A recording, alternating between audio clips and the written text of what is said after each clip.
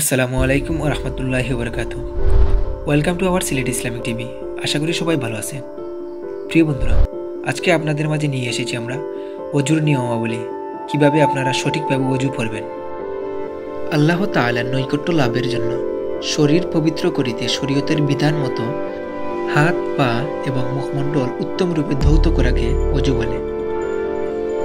কিয়ামতের দিন ওযুর স্থানসমূহ উজ্জ্বল হইবে এবং তা হতে জ্যোতি ফুটিয়ে বাহির হইবে।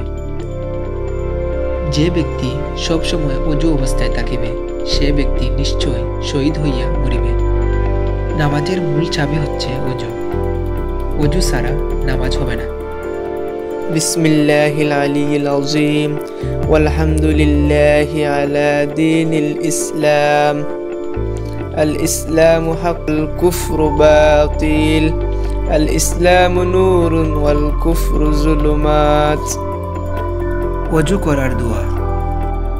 ওযু করার নিয়ম। ওযু করিবার সময় একটু উঁচু স্থানে বসিবে এবং ওযুর দোয়া পড়িবে। এই সময় ওযুর পানির পাত্রটি যেন বাম দিকে থাকে। তারপর ওযুর নিয়ত করিয়া বিসমিল্লাহ পড়িয়া প্রথমে ডান হাতের এবং পরে বাম হাতের আঙ্গুলি দ্বারা পরস্পর খেলাল করিবে। তারপর 3 বার গড়গড়া করিয়া কুলি করিবে। রোজাদারদের গড়গড়া করা নিষেধ। তারপর নাকে 3 বার পানি প্রবেশ করিয়া ধুইবে। তারপর প্রথমে ডান হাত ও পরে বাম হাত কুনি পর্যন্ত 3 বার ধুইবে। তারপর মাথা এবং পরে গর্দান পাশে করিবে। অতঃপর ডান পা ও পরে বাম পায়ের আঙ্গুলি খেলাল করিবে। সাবধান, ওযুর কোনো অংশ যেন শুকনা না থাকে। যেসব কাজ করলে ওযু ভঙ্গ হয়ে যায়। প্রস্রাব করিলে মুখ ভরিয়া বমি হইলে ওযু ভঙ্গ হয়ে যায়।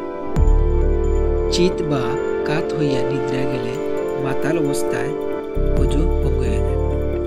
যদি ক্ষত স্থান হইতে কীট, পোকা, রক্ত বা পুজ বাহির হইলে বা সূচবিদ্ধ হওয়াতে রক্ত গড়াইয়া পড়িলে ওযু ভঙ্গ হয়ে যায়।